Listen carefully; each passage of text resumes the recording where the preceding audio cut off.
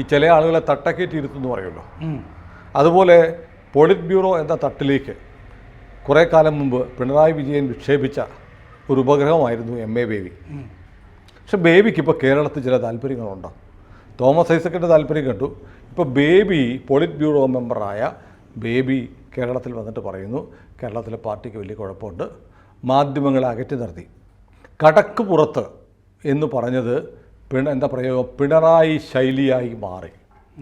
അത് നേരിട്ട് പിണറായിയെ ആക്രമിക്കുകയാണ്, പേരെടുത്തു പറഞ്ഞ് ആക്രമിക്കുകയാണ് MA ബേബി.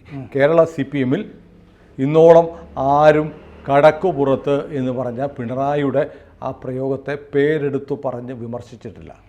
ഇത് പച്ചമലയാളം എന്ന് പറയുന്ന ഒരു സമാന്തര പ്രസിദ്ധീകരണം. മലയാളത്തിലല്ല, പച്ചക്കുതിര. പച്ചമലയാളം എന്നാണ് ഏഷ്യാനെറ്റ് കണ്ടത്. കൊല്ലത്ത് ഇറങ്ങുന്ന ഒരു ചെറിയ പ്രസിദ്ധീകരണമുണ്ട്, പച്ചമലയാളം. അല്ല പച്ചമലയാളം എന്നൊരു ചെറിയ പ്രസിദ്ധീകരണം, ചെറിയ ബുക്ക് പോലെ ഇറങ്ങുന്നത്, സുജലി പബ്ലിക്കേഷൻസ് ഇറങ്ങുന്ന ഒരു പ്രസിദ്ധീകരണമാണ്. ഞാൻ വായിക്കാറുണ്ട്. അപ്പോൾ അതിലാണ് വന്നതെന്ന് പറയുന്നു. അപ്പോൾ ഏതായാലും MA ബേബി രണ്ടും കൽപ്പിച്ച് പിണറായിയുടെ കടക്ക് പുറത്ത് പ്രയോഗം അതൊരു ശൈലിയാണ്, ധാർഷ്ട്യത്തിൻ്റെ, അഹങ്കാരത്തിൻ്റെ ഒക്കെ അടയാളമാണ് എന്ന് പറഞ്ഞിട്ട് വാക്കും പ്രവൃത്തിയും തിരിച്ചടിക്കു കാരണമായി എന്നാണ് പറഞ്ഞിരിക്കുന്നത്. ബേബിയുടെ ലക്ഷ്യം എന്താണ്? അതിൽ ഇടതുപക്ഷത്തിൻ്റെ അപായമണി മുഴങ്ങുന്നു എന്നും പറഞ്ഞിട്ടുണ്ട്. അത് ബേബിയുടെ ലക്ഷ്യം എന്ന് പറഞ്ഞാൽ ഈ കുറുമുന്നണി എന്ന് പറഞ്ഞൊരു സംഭവം CPM-ൻ്റെ അകത്തുണ്ട്. അതിലുള്ള ഒരാളാണ് ഐസക്കും. അപ്പോൾ ഐസക്ക് ഇത് തുടങ്ങി. ഐസക്കാണ് ഈ സംഘടന പ്രശ്നങ്ങളുണ്ട്, പിന്നെ നേതൃത്വത്തിൻ്റെ ശൈലി മാറണം, പ്രവർത്തന ശൈലി മാറണം, ഇതൊക്കെ ഐസക്ക് പറഞ്ഞു കഴിഞ്ഞു. ഇങ്ങനെ പോയാൽ ശരിയാവില്ല. അപ്പോൾ ആദ്യത്തെ വെടി, ഫസ്റ്റ് സാൽവോ, അത് ഐസക്കിൻ്റെ ഭാഗത്തുനിന്ന് വന്നു. അതിന് കൊട പിടിക്കാൻ കേന്ദ്ര കമ്മിറ്റി അംഗത്തിൻ്റെ സ്റ്റേറ്റ്മെൻറ്റിന് കൊട പിടിക്കാൻ പോളിറ്റ് ബ്യൂറോ അംഗം. അങ്ങനെയാണ് അവരെല്ലാ കാലത്തും അങ്ങനെ ഒന്നിച്ച് നീങ്ങുന്ന. ഒരു കാര്യം ചോദിക്കട്ടെ, ഈ വലിയ നേതാവ് പ്രസംഗിക്കും മുമ്പ് ഒരു പൈലറ്റ് വാഹനം പോയി മറ്റൊരു നേതാവ് പ്രസംഗിക്കും. അതുപോലെ MA ബേബിയുടെ പൈലറ്റ് വാഹനമാണോ തോമസ് ഐസക്? അതെ. ഇന്ദിരാഗാന്ധി വരുന്നതിന് മുമ്പ് TH മുസ്തഫ പ്രസംഗിക്കുന്നത് ഞാൻ 3-4 മണിക്കൂറൊക്കെ കേട്ടിട്ടുണ്ട് പണ്ട്. വേറെ മാർഗമില്ലല്ലോ, എഴുതിയെടുക്കാൻ പോകണ്ടേ. അതെ. അപ്പോൾ അങ്ങനെ ആണ് സംഭവിച്ചിരിക്കുന്നത്. അതിൻ്റെ ഇടയ്ക്ക് സാധാരണഗതിയിൽ ഞാൻ പ്രതീക്ഷിക്കാത്ത ഒരാൾ ഇതിൻ്റെ ഈ കുറുമുന്നണിയിൽ വന്നു പെട്ടു. അതാണ് A വിജയരാഘവൻ. മറ്റൊരു പോളിറ്റ് ബ്യൂറോ മെമ്പർ. പാർട്ടി പൂതലിച്ചു എന്ന് അദ്ദേഹം പറഞ്ഞു. അപ്പോൾ 2 PB മെമ്പർമാർ പിണറായിക്കെതിരാണ്. സാധാരണ ഈ കുറുമുന്നണിയിലൊക്കെ വരുന്ന ഒരാളാണ് ശൈലജ. അടുത്ത കാലത്ത് ഇങ്ങനെ ഒരു കുറുമുന്നണി രൂപപ്പെട്ടപ്പോൾ ഇതാണ് അത് കൃത്യമായിട്ട്. P ജയരാജനൊക്കെ അതിൽ വന്നും പോയൊക്കെ ഇരിക്കുന്ന ഒരാളാണ് കണ്ണൂരിൽ. അപ്പോൾ ഇവർ ഇത് പറയാനുള്ളൊരു ധൈര്യം എന്താണെന്ന് വെച്ച് കഴിഞ്ഞാൽ കേന്ദ്ര കമ്മിറ്റിയുടെ അവലോകനത്തിൽ ഇങ്ങനത്തെ ചില കാര്യങ്ങൾ പറഞ്ഞിട്ടുണ്ട് എന്നുള്ളതുകൊണ്ടാണ്. മാതൃഭൂമി പറഞ്ഞതുപോലെയല്ല, മാതൃഭൂമി തിരിച്ചാ പറഞ്ഞത്. അതാണ് ഇത് മൊത്തത്തിൽ തള്ളി എന്നൊക്കെയാണ് മാതൃഭൂമി പറഞ്ഞത്. അങ്ങനെയല്ല, ഇത് ഇവിടെ ചില പ്രശ്നങ്ങളുണ്ട്, ഭരണവിരുദ്ധ വികാരം ഉണ്ട്. അത് സംസ്ഥാന അവലോകന റിപ്പോർട്ടിലുണ്ട്. അത് ഇപ്പം മുസ്ലിം വോട്ട് കിട്ടിയിട്ടില്ല എന്നുള്ളത് പറയുന്നുണ്ട്. പറയാതിരുന്നത് എന്താണെന്ന് വെച്ച് കഴിഞ്ഞാൽ മുസ്ലിം പ്രീണനം നമ്മൾ നടത്തിയത് കൊണ്ടാണ് എന്നുള്ള വാചകം ഇല്ല എന്ന് മാത്രമേ ഉള്ളൂ. പക്ഷേ അതൊക്കെ പറഞ്ഞിട്ടുണ്ടായിരുന്നു. പക്ഷേ ഇവിടെ വേണ്ട രീതിയിൽ ആ ഭരണവിരുദ്ധ വികാരം, പിന്നെ അതുപോലെ തന്നെ തന്ത്രങ്ങൾ ഒരാൾ തീരുമാനിച്ചത്, പ്രചാരണ തന്ത്രം ശരിക്കും പിണറായി വിജയനെ ഹിൻഡ് ചെയ്ത് അത് സംസ്ഥാന അവലോകന റിപ്പോർട്ടിൽ പറഞ്ഞിട്ടില്ല. അത് ഗോവിന്ദനാണല്ലോ തയ്യാറാക്കുന്നത്. ഗോവിന്ദൻ അതിൽ നിന്ന് പിണറായി വിജയനെ ഊരി. അപ്പോൾ അത് അങ്ങനെ പോരാ, നമ്മളതും കൂടിയൊക്കെ പരിഗണിക്കേണ്ടതാണ് ഭരണവിരുദ്ധ വികാരം എന്ന് കേന്ദ്ര കമ്മിറ്റിയിൽ പറഞ്ഞല്ലോ. അപ്പോൾ ആ വാചകങ്ങളുടെ നിഴല് പിടിച്ചിട്ട് കുറച്ച് കാര്യങ്ങൾ എഴുതാനും പറയാനും പറ്റും. എന്ന് പറഞ്ഞാൽ ഒരു സ്വാതന്ത്ര്യമുണ്ട് അതിൻ്റെ അകത്ത്. ഒരു പരിമിതമായൊരു സ്വാതന്ത്ര്യം രണ്ടുപേർക്കും കിട്ടിയിട്ടുണ്ട്, ബേബിക്കും. കാരണം ബേബി കുറേ കാലമായിട്ട്, ആ മന്ത്രിയായിരുന്ന കാലം മുതലേ അത്ര സുഖത്തിലല്ല ഈ നേതൃത്വവുമായിട്ട്. അദ്ദേഹത്തിന് വലിയ റോളൊന്നും കേരള രാഷ്ട്രീയത്തിലില്ല. മുകളിലേക്ക് കയറ്റി വിട്ടതുകൊണ്ട് അവിടെ നാട് കടത്തി അവിടെ കാപ്പ ചുമത്തി വിടുന്ന പോലെ. മാത്രമല്ല അവിടെ താമസിച്ച് പ്രവർത്തിക്കുന്ന വിധത്തിലൊക്കെ ആയി, ഇവിടുത്തെ കാര്യങ്ങളിൽ ഇടപെടണ്ട എന്നൊക്കെ പറഞ്ഞു.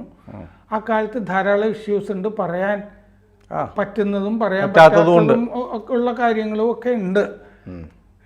അപ്പോൾ ഞാൻ ബേബിയായിട്ട് ചില സമയത്തൊക്കെ ആശയവിനിമയം ചില കാര്യങ്ങളിലൊക്കെ നടത്തിയിട്ടുമുണ്ട്. അപ്പോൾ അങ്ങനെ ഇരിക്കുമ്പോഴാണ് ഈ അവസരം കിട്ടിയിട്ട് ഇവർ പറഞ്ഞ് ഇങ്ങനെ കൊണ്ടുവരുന്നത് അഴിച്ചുപണി മന്ത്രിസഭയിൽ വേണമെന്നും നേതൃമാറ്റം വേണമെന്നും. ബേബിക്ക് മുഖ്യമന്ത്രി കസേരയിൽ താല്പര്യമുണ്ടോ, നോട്ടമുണ്ടോ? അദ്ദേഹത്തിന് ആയാൽ വിരോധമൊന്നും ഉണ്ടാവാൻ വഴിയില്ല. ആർക്കാ വിരോധം ഉണ്ടാവുക? അതെ, കാരണം അവിടെ നിന്ന് ഒരു ന്യൂനപക്ഷ വിഭാഗത്തിൻ്റെ ഒരു മുഖ്യമന്ത്രി വരിക എന്നൊക്കെ പറയാം. പക്ഷേ ഇത് കൂടിയ കൂട്ടില്ല. അതാണ് ഈ യെച്ചൂരിയും പ്രകാശ് കാരാട്ടും ഒക്കെ എതിരായാൽ പോലും ഈ കേരളത്തിൻ്റെ പൈസ കൊണ്ടുപോകണമല്ലോ അവിടെ AKG ഭവനിൽ ചായയും പരിപ്പൂടെയൊക്കെ മേടിക്കാൻ. അപ്പോൾ അത് ഈ ഇളക്കുക എന്ന് പറയുന്നത് അത്ര എളുപ്പമല്ല. കാരണം സംസ്ഥാന സെക്രട്ടേറിയറ്റിൻ്റെ ഇത് നോക്കിയാലും കോമ്പോസിഷൻ നോക്കിയാലും അതത്ര എളുപ്പമായിട്ട് വരുന്നില്ല. പക്ഷെ ഒരു ശ്രമം നടത്തി തുടങ്ങിയാലല്ലേ വേറെ ആളുകളും ഞങ്ങളുടെ വിഭാഗീയത എപ്പോഴും ഇഷ്യൂ ബേസ്ഡ് ആണെന്ന് ഇവർ പറയും, പ്രശ്നാധിഷ്ഠിത. ഒരു പ്രശ്നം വരുമ്പോൾ അത് ഇത്തവണ കുറേ ആളുകൾ എഴുന്നേറ്റ് ചെയ്തല്ലോ സംസ്ഥാന കമ്മിറ്റിയിൽ ഈ നേതൃത്വത്തിനെതിരെ ആദ്യമായിട്ട്. അപ്പോൾ അതിൻ്റെ ചുവട് പിടിച്ചിട്ട് ഇപ്പം ഇത്തിരി ക്ലച്ച് പിടിക്കുമോ എന്നുള്ളൊരു തോന്നലുണ്ട്. പിന്നെ പത്തനംതിട്ടയിലെ പരാജയത്തിൻ്റെ കാരണങ്ങളൊക്കെ ഐസക്ക് പറഞ്ഞല്ലോ, സംഘടന ദുർബലമായിരുന്നു എന്നുള്ളത് അങ്ങേര് പറഞ്ഞു. അതവിടെ ചേരിതിരിഞ്ഞ് അടിവരെ ഉണ്ടായി. അതെ, അതുണ്ടായതാണ്. പത്മകുമാറും മറ്റേ ഹർഷകുമാറോ അവർ തമ്മിലുമൊക്കെ. അത് ബേബി ഐസക്ക് വളരെ നേരത്തെ ചെന്നാണ് ജില്ലയിൽ, പക്ഷെ എന്നിട്ടും അങ്ങനെ സംഭവിച്ചു. അപ്പോൾ പൊതുവെ ഈ അവർ 3 പേര് ഇപ്പോൾ പറഞ്ഞ കാര്യം പൂതലിച്ചത്. ഇനി ഞാൻ പ്രതീക്ഷിക്കുന്നത് ശൈലജ എന്തെങ്കിലും പറയാൻ സാധ്യതയുണ്ട് പതുക്കെ. ശൈലജ പറയുമോ? പറയുമെന്ന് പറഞ്ഞു കഴിഞ്ഞാൽ അവർ ചില സമയത്തൊക്കെ ചില എനിക്ക് തോന്നുന്നില്ല. ശൈലജ ഒരു വിവാദമുണ്ടാക്കാതെ കോംപ്രമൈസ് കാൻഡിഡേറ്റ് ആയിട്ട് വരും. രണ്ടുപേർക്കും പറ്റിയ ഒരു പക്ഷേ ബേബിക്ക് ഇപ്പോൾ ബേബിയും വിജയരാഘവനും പോളിറ്റ് ബ്യൂറോ അംഗങ്ങളാണ്.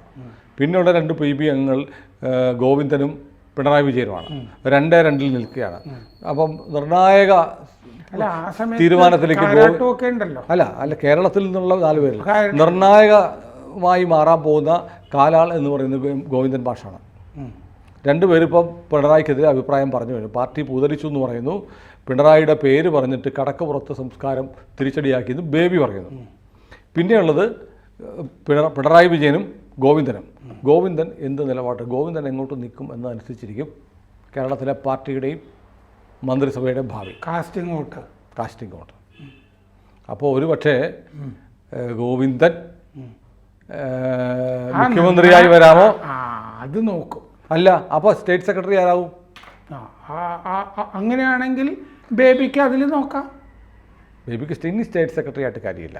അപ്പം ചെയ്യാവുന്നത് കേരളത്തിലെ CPM ചെയ്യാവുന്ന വലിയൊരു കാര്യം പറയാം. CPM കൂടെ സഞ്ചരിച്ച് ചരിത്രം എഴുതിയ സാറ് ചിന്തിക്കാത്തൊരു കാര്യം പറയാം. സംസ്ഥാനത്ത് ആദ്യമായി കേരളത്തിലെ CPM ഒരു വനിതാ സെക്രട്ടറി ഉണ്ടാവുന്നു.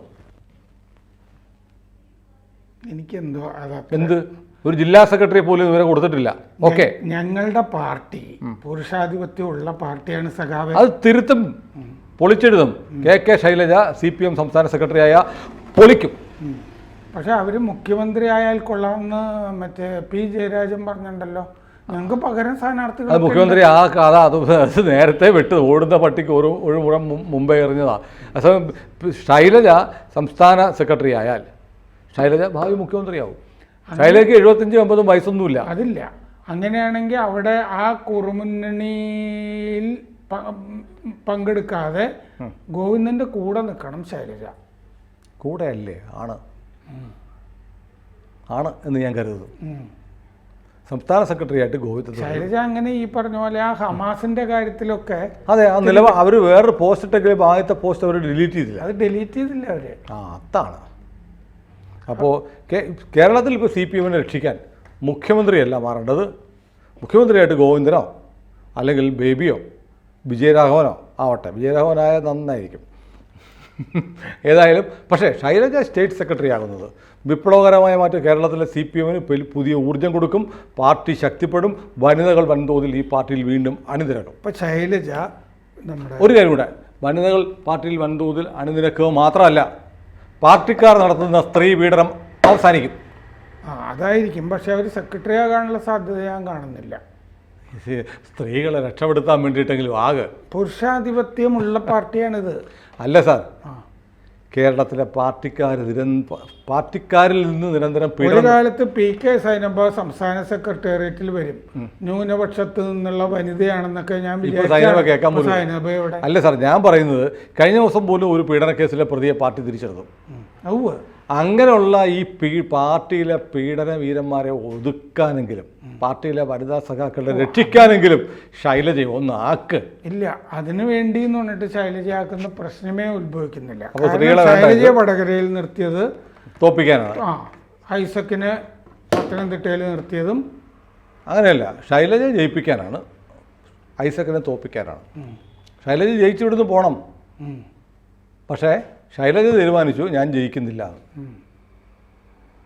അങ്ങനെ ഒന്നുകൂടെ. അല്ല, P ജയരാജനായിരുന്നു ആ തെരഞ്ഞെടുപ്പ് ചുമതല. അപ്പോൾ ശൈലജയുടെ തോൽവിയുടെ ഉത്തരവാദിത്വം P ജയരാജനാണെന്ന് വരുത്തി തീർക്കാൻ പറ്റും. ഞാൻ വേറെ കാര്യം ചോദിക്കട്ടെ. ഒരു കേരളം ചർച്ച ചെയ്യാത്ത, ആരും പറയാതെ പറഞ്ഞൊരു കാര്യം പറയാം. തെരഞ്ഞെടുപ്പിൻ്റെ അവസാന ഘട്ടത്തിൽ വടകരയിലെ മത്സരം തീയന്മാരും മുസ്ലിംസും തമ്മിലായിട്ട് മാറിയില്ലേ? തീയം മാപ്പിള കലാപമായി മാറിയോ? അത് പണ്ട് നാദാപുരത്ത്, നമ്മൾ നാദാപുരം കഥകൾ പലതും പറയാറില്ലേ? പണ്ട് CH കണാരൻ്റെ കാലത്തെ അദ്ദേഹം മത്സരിക്കുന്ന കാലത്ത് നാദാപുരം, ആ സമയത്തും ഈ പ്രശ്നം ഉണ്ടായിരുന്നു. എന്നിട്ട് തെരഞ്ഞെടുപ്പിന് ശേഷം അത് വളരെ രൂക്ഷമായി. തീയന്മാരും മാപ്പിളമാരും തമ്മിലുള്ള ഒരു തുറന്ന യുദ്ധത്തിലേക്ക് അത് മാറി. അതെ, ഉടനെയാണ് ബാക്കി എല്ലാവരും ഇടപെട്ടത്. അതെ, അത് കഴിഞ്ഞിട്ട് മുസ്ലിം സംവരണമൊക്കെ PSC-യിൽ മുസ്ലിം സംവരണമൊക്കെ ഏർപ്പെടുത്തിയില്ലേ? അപ്പം തങ്ങൾ പറഞ്ഞു, ഇപ്പോഴാണ് ഞങ്ങൾക്ക് മനസ്സിലായത് ഈ പാർട്ടി ഞങ്ങളുടെ കൂടെയാണെന്ന്. ആ തർക്കം ഒക്കെ നടന്നു ആ സമയത്ത്. പക്ഷെ ഇപ്പം അങ്ങനെയല്ല. വലിയ ഭിന്നത ഈ രണ്ട് സമുദായങ്ങൾ തമ്മിലുണ്ട് വടകര ഇലക്ഷന് ശേഷം. ഇന്നലെ പറയുന്നുണ്ടായിരുന്നു പൊന്നാരിയിൽ നമുക്ക് മുസ്ലിം വോട്ട് കിട്ടിയില്ല എന്ന്. മലപ്പുറം ജില്ലാ കമ്മിറ്റിയിൽ ഒരു സ്ഥലത്തും കിട്ടിയിട്ടില്ല. അപ്പോൾ അതുകൊണ്ട് അകൽച്ചയൊക്കെ ഉണ്ട്. കാരണം ആ അകൽച്ച തുടരുകയും ചെയ്യും. എന്താണെന്ന് വെച്ചാൽ സമസ്ത പിന്തുണച്ചതുകൊണ്ട് ഗുണമില്ല, മുസ്ലിം സമുദായം കൂടെ ഇല്ല, CPM-ന്റെ കൂടെ നിൽക്കാനും പോകുന്നില്ല, മുസ്ലിം ലീഗിനെ കിട്ടാനും പോകുന്നില്ല. ശൈലജയെ പാർട്ടി തള്ളിയാൽ തെക്കൻ കേരളത്തിലെ പോലെ ഈഴവ വോട്ടുകൾ CPM വിട്ടുപോയതുപോലെ തീയ വോട്ടുകൾ പാർട്ടിയെ വിട്ടുപോകുന്നതിൻ്റെ തുടക്കം മലബാറിൽ ആരംഭിക്കും. തീയ വോട്ടുകൾ വിട്ടു പോകണം എന്ന് പാർട്ടി ആഗ്രഹിക്കുന്നതുകൊണ്ടായിരിക്കുമല്ലോ കൊയിലാണ്ടിയിൽ ശ്രീനാരായണ ഗുരുവിൻ്റെ പേരിലുള്ള സ്ഥാപനത്തിൽ ആക്രമണം നടത്തിയത്, പ്രിൻസിപ്പലിൻ്റെ കാല് തല്ലി ഒടിക്കുന്നൊക്കെ പറഞ്ഞത്. അതങ്ങനെയൊന്നുമല്ലേ സാർ. ഈ തീയന്മാരെ ഈഴവരെ അംഗീകരിക്കുന്നുണ്ടോ? അവിടെ വേറെ തീയ സംഘടനയൊക്കെ ഉണ്ട് മലബാറിൽ. അതുകൊണ്ടല്ലേ SNDP അവിടെ പേര് പിടിക്കാത്തത്? അത് ഞാൻ ഈ ഈഴവർ അന്നും ഇന്നും പറഞ്ഞ് NK കൃഷ്ണൻ എഴുതിയ പുസ്തകത്തിലോ മറ്റോ വായിച്ചിട്ടുണ്ട്. ഈ ഇവിടുന്ന് ഈഴവർ പോയാൽ അവിടുത്തെ തീയരെ അകത്തുകൊണ്ട് പോയിട്ട് ചോറ് കൊടുക്കില്ല എന്ന്, പുറത്ത് കൊടുക്കുമായിരുന്നുള്ളൂ. പിന്നെ അതിനെതിരെ എന്തോ മീറ്റിംഗ് ഒക്കെ ഉണ്ടായിരുന്നു 19. അതെ, അതൊക്കെ നടന്നിട്ടുണ്ട്. പക്ഷെ എന്നാലും ഇത് രണ്ടുപോലെ പാലും വെള്ളവും പോലെ ലയിച്ചിട്ടൊന്നുമില്ല ഈഴവരും തീയരും. ഇല്ല. മലബാറിലെ തീയന്മാർക്ക് അവിടെ ഉണ്ട്, തിരുവനന്തപുരത്തെ ഈഴവർക്കും ഉണ്ട്. തിരുവനന്തപുരം ഈഴവർ സവർണ ഈഴവരാണ്. ഈ മലബാറിലെ തീയരെ പോലെ തന്നെ ആഢ്യത്വം പറയുന്നവരാണ്. അവർ തീയന്മാരെ അംഗീകരിക്കത്തില്ല. അതുപോലെ കൊല്ലം ജില്ലയിൽ CV കുഞ്ഞിരാമൻ്റെ ഒക്കെ സ്ഥലം. അതെ, മയ്യനാട് അവര് സവർണ തീയന്മാരാ. മയ്യനാടൊക്കെ അവർക്ക് ഈഴവ വീടുകൾക്ക് ഇല്ലം എന്നാണ് പറയുന്നത്. ഇല്ലമുണ്ട്. അങ്ങനെ വ്യത്യാസമുണ്ട്. പക്ഷേ കോട്ടയത്തും ഈ എറണാകുളത്തും വരുമ്പോൾ അതില്ല. അവിടെ നമ്പൂരിമാർക്ക് മാത്രമേ ഉള്ളൂ. ഇല്ല, നമ്പൂരിമാർക്കും ഈഴവർക്കും മയ്യനാട് കൊല്ലം മേഖലയിൽ ഇല്ലമുണ്ട്. തിരുവനന്തപുരത്തും ഉണ്ട്. അപ്പോൾ ഇതാണ് വ്യത്യാസം. അപ്പോൾ ശൈലജയെ വിളിക്കൂ, പാർട്ടിയെ രക്ഷിക്കൂ. നോക്കാം. കൂടുതൽ വാർത്തകളും വിശേഷങ്ങളും നിങ്ങളിലേക്ക് എത്താൻ ABC മലയാളം സബ്സ്ക്രൈബ് ചെയ്യുക, ബെൽബട്ടനും അമർത്തുക.